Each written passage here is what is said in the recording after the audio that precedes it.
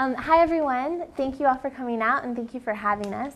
My name is Courtney Mallow and I'm the team leader for the Bluefields, Nicaragua JPC project. And today we have Robin, Hannah, and Liz, who are also members on the project. Unfortunately, our last member, Tyler, couldn't be here today because he's actually presenting at a competition for a water filter factory in Nicaragua, actually. So it has a lot to do with the JPC work, and we're going to keep our fingers crossed for him today. I'd like to thank Emma Mitchell, who's our graduate student mentor. She's here, and Brad Brown, who's our faculty advisor. And they have been on, is it 5 now, January term, classes to Bluefields, Nicaragua, which is where Robin and I had our first experience with Bluefields 2 years ago. So since then, a group of us have been going down, doing different projects, and we're very thankful to have JPC's support to continue those projects. So just to give you a little bit of background on Bluefields, it is the capital of the Southern Autonomous Region. It's located right over there, next to El Bluff, if you can see that. And then it is an autonomous region, like it's stated in the name. However, in practice, it doesn't seem to have a lot of autonomy. And the central government is located in Managua, and there's actually some tension between the two governments, which is one of the barriers that we face when working on some of these projects.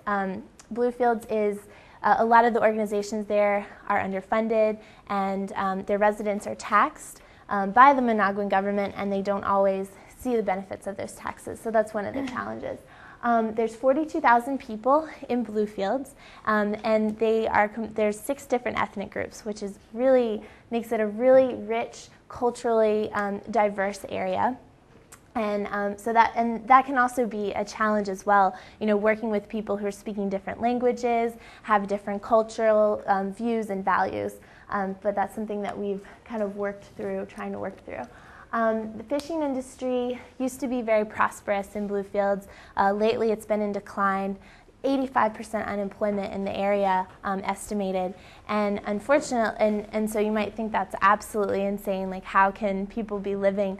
But according to one of our friends, actually did a thesis study and found that 75% of the families living in Bluefields actually live off remittances from family members who are working maybe on a cruise ship, or they're working in another country, another area. Some go to Managua to get a job.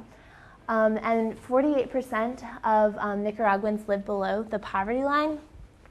And I just like to show this quote. This is one of our key informants that we had spoken to, and I think it just kind of gives you a picture of what the political and economic situation is here.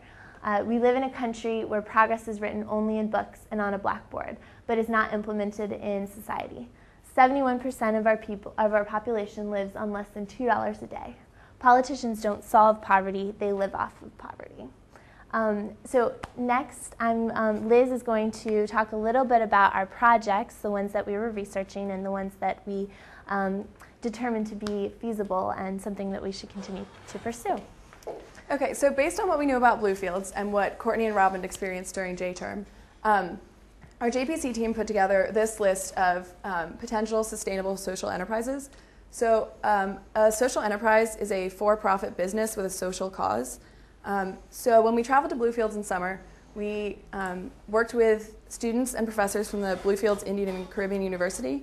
And based on what we learned from working with them and key informant interviews, we determined the last 3 on the list, biogas, composting, and water filters, to be the most feasible projects to pursue.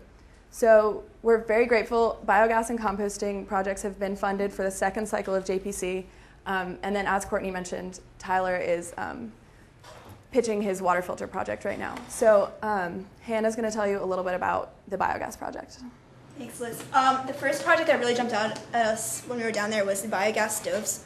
It's actually a deceptively simple process. It just uses heat and pressure to convert manure into methane, which households then use as cooking gas in their stoves. And this actually is a really great alternative source of energy because it solves a bunch of problems, including deforestation and the health issues that women traditionally face when they use wood stoves. And there's already an NGO in Bluefields and a university looking into biogas stoves and trying to spread that technology. And we were lucky enough to get funded by another JPC grant for the upcoming year to go down, and our goal is to research a more efficient and cost-effective design. Right now they're doing a lot of stuff by hand with just scrap items, and we'd like to standardize that process and just make it overall more efficient. And we're going to combine that with a public health campaign to ideally spread this technology to more households throughout the area. And we were lucky enough to go down this past January term and help construct the system with VATConique at one of the households, one of the farms they work with. And you can see the plastic bag, which is actually the most costly component, and that we hope to find a locally produced form to use. And now Robin's going to talk about the last 2 projects we looked into. Okay, so this is a picture of the open air dump in Bluefields. As you can see, there are a lot of people in this dump. Well, just 2 people, but people and also animals that live and work in this dump. And the dump is 70% organic. So approximately 70% of the waste that go to this dump is organic. So we were talking to key informants and to community members and asking them about composting. How can we use this 70% of organic waste in a more efficient way? And it turns out actually that the government is already doing a large-scale composting project. They're actually hauling all this organic waste up a hill and doing a large-scale project. So our next JPC team is hoping to do at-home household composting to create, to give residents gardens, vegetable gardens actually, in their homes.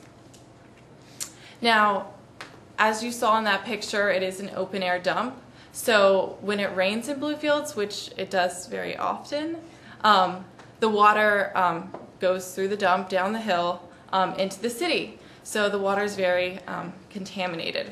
And on top of that, the clean fresh water in the town that's sold by bottles cost $1 per bottle. So anyone who's making less than $2 a day, that's very costly. So we talked to community members about starting a ceramic water filter factory. This is a picture, I got to see a factory in Guatemala, so this is a picture from that factory. They're very efficient and they cost around $26, but that's over a lifetime of at least 3 years. And this is a program that's started by Potters for Peace, and that's an organization that's actually in Managua, so it's in the country of Nicaragua.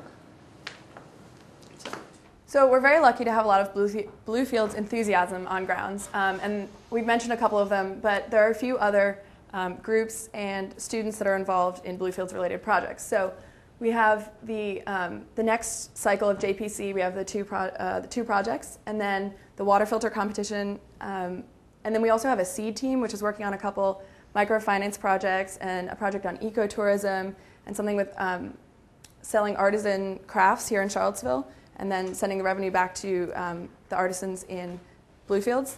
So we're really excited about all of that. There are also the J-term classes that have been going on for 5 years now. And most importantly, though, what we've taken from this JPC experience has been really strong relationships with our community partners.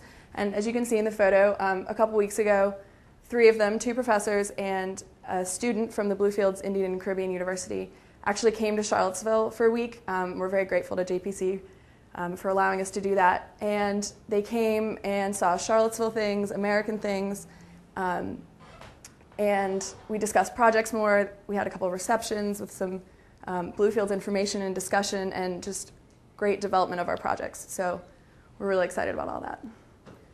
So thank you very much for having us here today.